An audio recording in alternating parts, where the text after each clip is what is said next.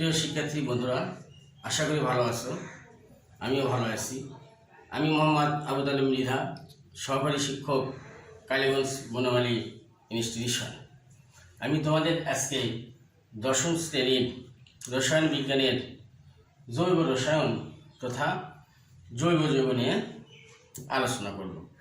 তাহলে আমাদের আজকে পাঠের বিষয় হলো জৈব রসায়ন।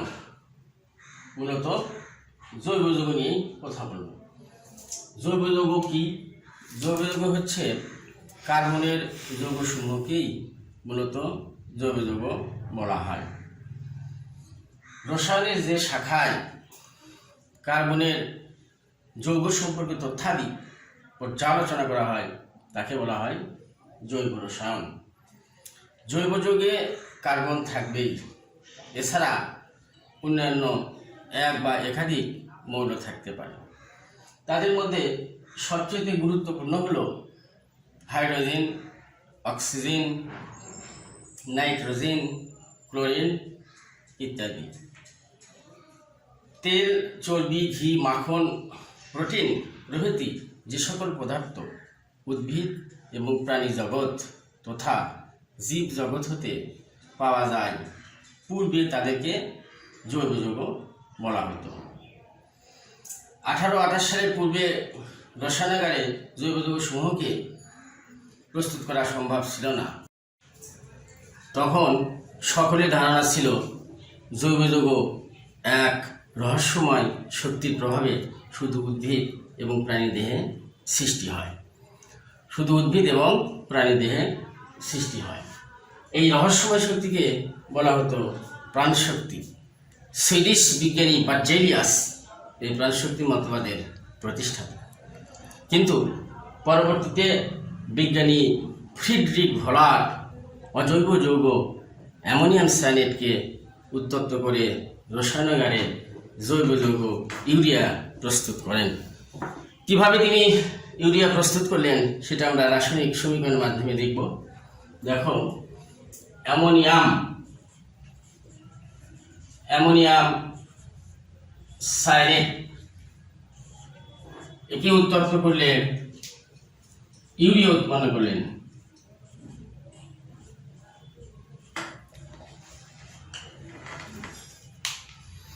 এটা হলো অ্যামোনিয়াম সায়ানেটের সংকেত। বিজ্ঞানী ফ্রিডরিখ ভলার অ্যামোনিয়াম সায়ানেটকে উত্তপ্ত করে জৈব যৌগ ইউরিয়া প্রস্তুত করলেন। এটা হচ্ছে ইউরিয়ার রাসায়নিক সংকেত, এটা অ্যামোনিয়াম সায়ানেটের রাসায়নিক সংকেত। এটার একটা নাম আছে, এটাকে বলা হয় অন্যভাবে die amino ketone.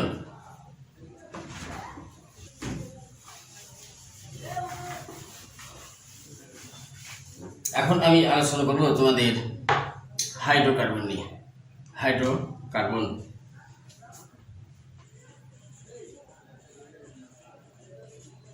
Hydrocarbon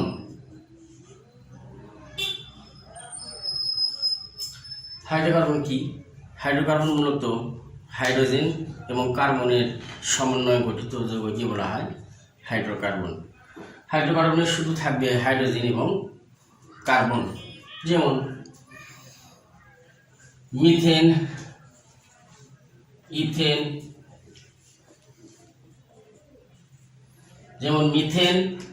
ethane এটা হচ্ছে মিথেনের রাসায়নিক সংকেত, এটা হচ্ছে ইথেনের রাসায়নিক সংকেত। Methane, ethane.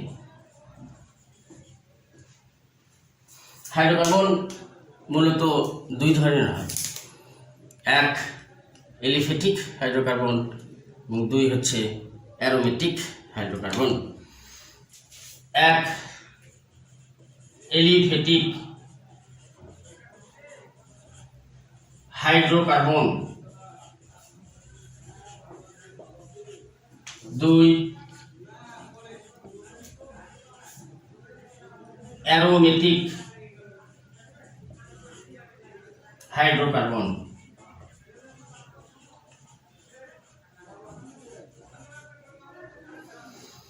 এলিফ্যাটিক হাইড্রোকার্বন, এলিফ্যাটিক শব্দটির অর্থ হচ্ছে প্রাণীজাত অর্থাৎ চর্বিজাত।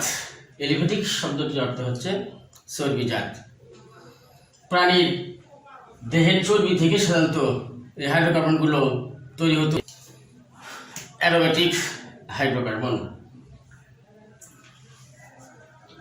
অ্যারোমেটিক হাইড্রোকার্বন অ্যারোমা শব্দ থেকে অ্যারোমেটিক শব্দটি এসেছে। অ্যারোমা শব্দের অর্থ হচ্ছে সুগন্ধ। এই জন্যে আগেকার দিনে সুগন্ধ কোনো কিছু দেখলে পাই তাকে অ্যারোমেটিক হাইড্রোকার্বন বলা হতো। এলিফ্যাটিক হাইড্রোকার্বন মূলত দুই ধরনের হয়।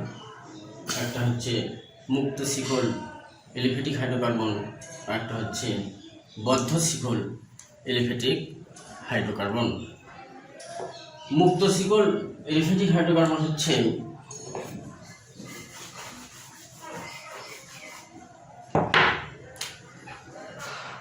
মুক্ত শিকল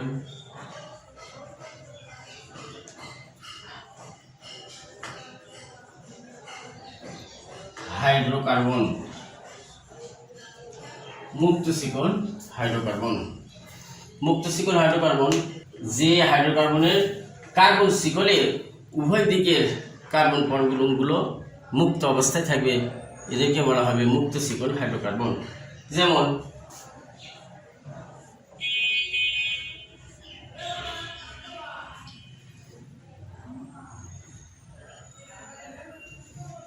এটা হচ্ছে মুক্ত শিকল হাইড্রোকার্বনের উদাহরণ।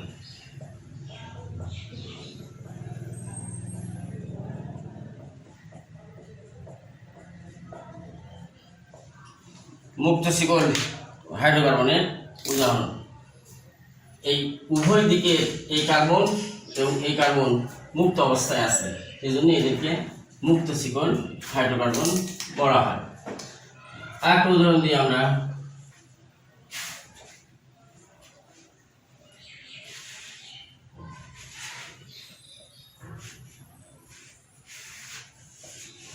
এগুলো হচ্ছে মুক্ত শিকল হাইড্রোকার্বনের উদাহরণ। এখন হচ্ছে বদ্ধ শিকল হাইড্রোকার্বন।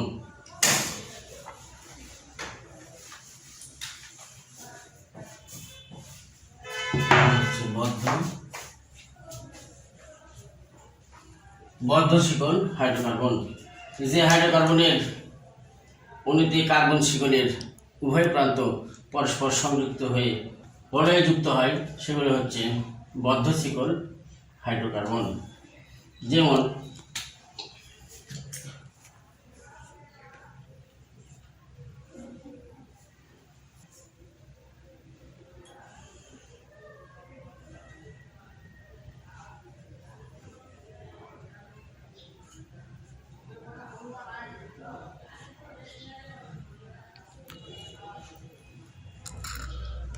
এটা হচ্ছে বদ্ধ শিকল হাইড্রোকার্বন। বদ্ধ শিকল হাইড্রোকার্বন হাইড্রোকার্বনের উভয় দিকে কার্বন পরস্পর সংযুক্ত হয়ে একটি বলয় সৃষ্টি করে, সেই জন্য এদেরকে বলা হয় বদ্ধ শিকল হাইড্রোকার্বন। এটার নাম হচ্ছে সাইক্লোপ্রোপেন। Cyclopropane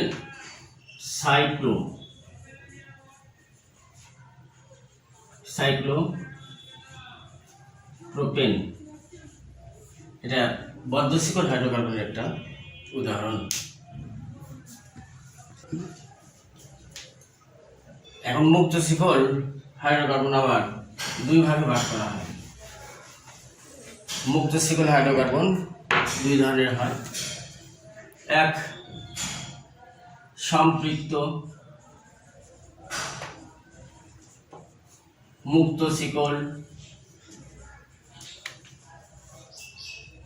hydrocarbon.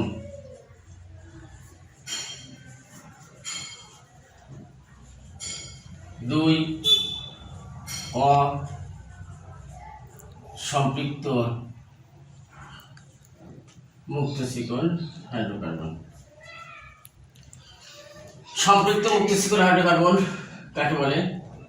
সম্পৃক্ত মুক্ত শিকল হাইড্রোকার্বন যে সকল হাইড্রোকার্বনের অণুতে পাশাপাশি দুটি কার্বন পরমাণুর মধ্যে একটি একক বন্ধনই থাকে এবং অবশিষ্ট যোজনীগুলো হাইড্রোজেন দ্বারা পূর্ণ থাকে, তাকে বলা হয় সম্পৃক্ত মুক্ত শিকল হাইড্রোকার্বন। যেমন সম্পৃক্ত মুক্ত শিকল হাইড্রোকার্বনের উদাহরণ কার্বন কার্বন একক বন্ধনই থাকবে, কার্বন কার্বন একক বন্ধনই থাকবে।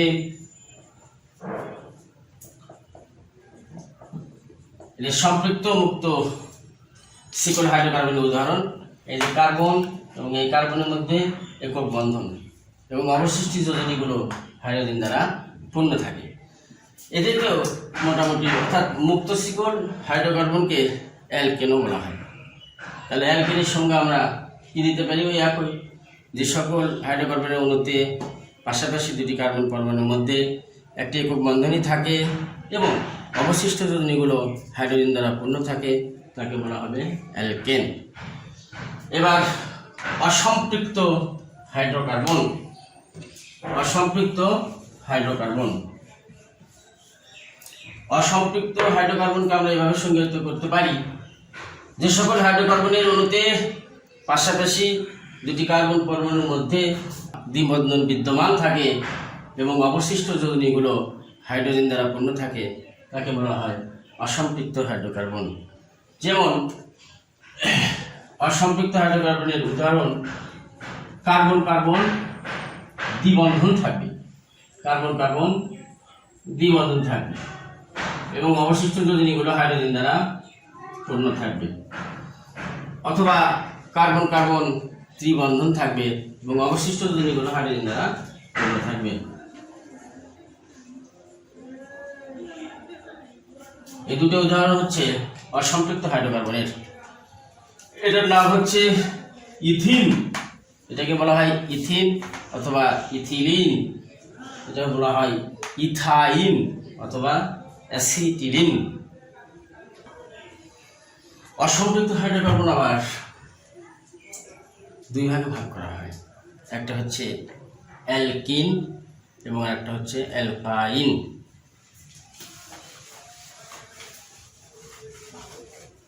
অ্যালকিন যে সকল যৌগের অণুতে পাশাপাশি দুটি কার্বন পরমাণুর মধ্যে একটি দ্বিবন্ধন থাকে এবং অবশিষ্ট যোজনীগুলো হাইড্রোজেন দ্বারা পূর্ণ থাকে, তাকে বলা হয় অ্যালকিন। অ্যালকিনের সাধারণ সংকেত CnH2n। এখানে n সমান 2, 3, 4, এদের মান যদি আমি 2 বসাই তাহলে অ্যালকিনের প্রথম সদস্য পাওয়া যাবে। তাহলে C2H2 into 2 C2H4, এটা হচ্ছে অ্যালকিনের প্রথম সদস্য, এর নাম হচ্ছে ইথিন বা ইথিলিন। এটাকে আমরা এভাবে লিখতে পারি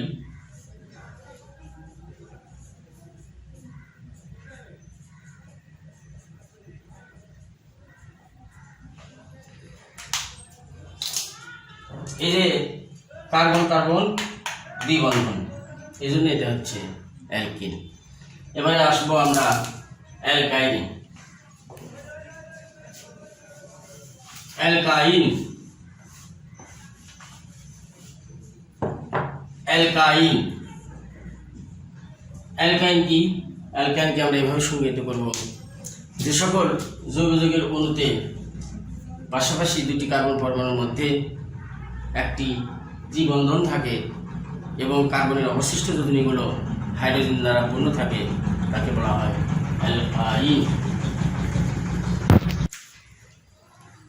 অ্যালকাইনের সাধারণ সংকেত হচ্ছে CnH2n-2 CnH2n-2। এখানে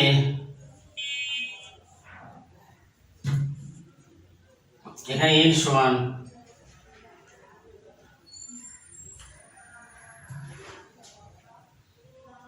2, 3, 4, এখানে এর সঙ্গে যদি আমি 2 বসাই তাহলে C2H2 into 2 minus 2 C2H4 minus 2 C2H2 এটা হচ্ছে ইথাইন। এই সংকেতের নাম হচ্ছে ইথাইন বা অ্যাসিটিলিন। এটাকে আমরা এভাবে উপস্থাপন করতে পারি।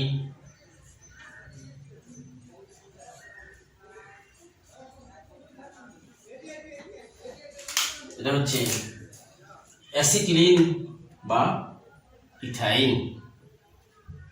এটা ইথাইনের গাঠনিক সংকেত, এটা হচ্ছে আণবিক সংকেত। তো প্রিয় শিক্ষার্থী বন্ধুরা, আজকে এই পর্যন্তই তোমাদের ক্লাস। তোমাদের বাড়ির কাজ হিসেবে আজকে যতটুকু আমি কাজ করলাম এগুলোই সামনের দিনে তোমরা দেখে আসবে। তোমরা সবাই সুস্থ থাকো, ভালো থাকো, স্বাস্থ্যবিধি মেনে চলো। আল্লাহ হাফেজ।